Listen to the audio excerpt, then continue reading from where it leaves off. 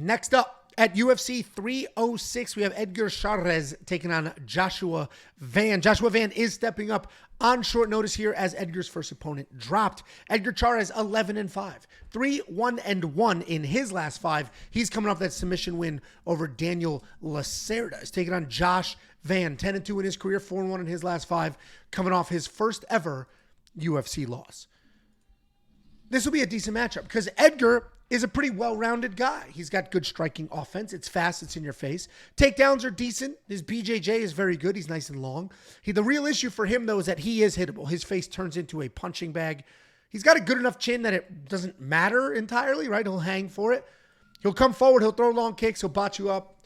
He'll try to snatch something in a scramble, maybe a single leg, and rip you to the ground. He is coming off that win over Daniel Lacerda where he was losing the fight and then made it happen. He's taking on short notice Josh Van. Solid striker, good aggression, some bit of power there. He's only 22 years old, so he's improving very, very quickly between every single fight. He's this new generation of fighter, so even though he's primarily a striker, he can do everything everywhere. He does a nice job looking for things in scrambles, making people work. He's coming off that knockout loss to Charles Johnson, where he was a step behind before ultimately being finished in the third round, and that was a bad look. Not because of anything really other than Charles Johnson knocking somebody out in the third round standing. That was tricky because Charles Johnson's a very good fighter and we picked him to win, but we thought he was going to win with his accurate striking and the movement, the precision, the volume. But it was just raw power in the third, and we hadn't seen that since Jimmy Flick. It's a pretty precise shot. And it was powerful, and it pushed Josh Van down. Dude, Josh Van to be 22 years old, to get knocked out late in the third, a little tricky. I still think he wins here because Josh Van is good. He's aggressive. He will move forward, and Edgar Chairez does not have the footwork, the accuracy, the speed that Charles Johnson does. So Edgar Chairez is just going to be a stand. Oh, ho, bless you. It's a real man fucking sneeze. That was, well, I don't think it was, but it was manlier than what I did for sure.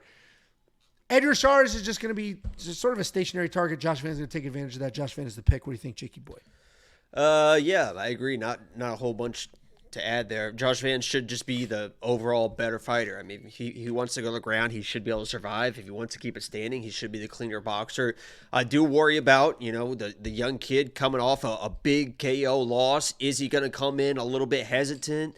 Is he going to try and just completely change up the game plan where usually he was just a forward pressure striker that kind of got him into trouble? So is he going to stay back a little bit more? Is he going to kind of counter-strike a little bit more? Is he going to try to wrestle a little bit more to try and, stay away, what his chin tested? If he starts wrestling when he's not normally wrestling and he starts getting tired, and then Edgar Chairez is a guy that can be there with those front chokes. Edgar Chairez is a durable guy, and he's a fucking dangerous guy. 11 wins, or 16 wins. 11-5 is not his record, right? I think it is. Did I fuck that up? No, it is 11-5. I was going to say 16. I was going to say it is 11 wins. I looked at it. I was like, wait, 16, 11. Yeah, 11 wins. All of them finishes. I have my money on Edgar Chairez. I think my pick is on Josh Van. He should be the better fighter, but I have the value play in what I believe is a pretty good bet in Edgar Chairez. It's inside the distance, decision, no action. I got a plus 160. It's starting to get a little bit lower now, but if Josh wins, I think it's a lot of touching. It's a lot of groping. It's a lot of wrestling, and he just kind of dogs it out. I don't see him finishing a guy like Edgar Chairez, and if he doesn't get finished, I get my money back. But I think the more dangerous guy is Edgar here, and I wouldn't be surprised me at all if he finds a way to pull this off. I actually couldn't agree more. Edgar can find finishes. He almost finished Tatsuro Taira on short notice twice. So, all of a sudden, Edgar Chairez is always in a fight, could make something happen. I agree, he's very durable. That inside the distance decision, no action at plus money is a pretty solid bet there. $8,900 in DraftKings Fantasy for Josh Van. I'm not spending that money. I'd rather spend the $9,700 on Chiwiwi and then keep some budget left over. If I'm going to spend big dollars, it's got to be on somebody that is either going to finish or shoot a million takedowns, and that's not Josh Van. You do have a good point, though. I mean, this young kid coming off that finish, who the hell knows what he's going to do? Who the hell knows? He might wrestle like crazy because he's afraid to get hit now. Who knows? We haven't seen it. If you do want to unlock all the picks, the bets, the tools, the round line leans, the artificial intelligence, Dana White Contender Series picks and bets, everything else, an entire month's worth of events included at WeWantPicks.com. It's freaking $10 for an entire month. Click Become a Member at the top. BetSlam says, Angelo, are you okay? I hope you don't end up in the hospital. So he's called into the college. Something's up. Something's up. I don't know what it is. It's been a month like this. Did you know he called into the call-in show, which I know you watched, but I'll recap it for you. He called into the call-in show.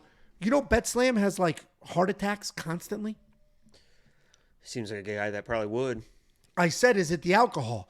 And then I was like, oh, fuck. And he goes, then he goes, I haven't drank in a few months. I was like, oh, fuck, he had a problem. And I just called him out for his problem. Needs to stay away from the milk, probably.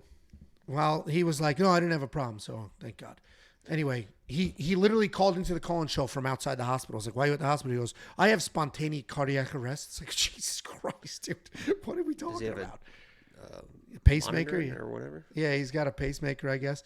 Well, then you're fucking good. You literally can't die.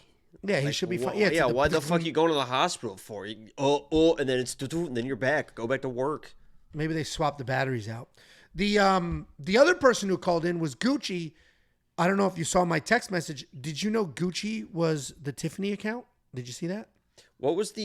He was Mama Tiff. Because you said you left a voicemail. I just immediately deleted. I didn't even see it. Was that just like singing and stuff? Was that just? It was me saying, I'm sorry that I was gaslighting you in the argument. That's how I win arguments. Baby, come back.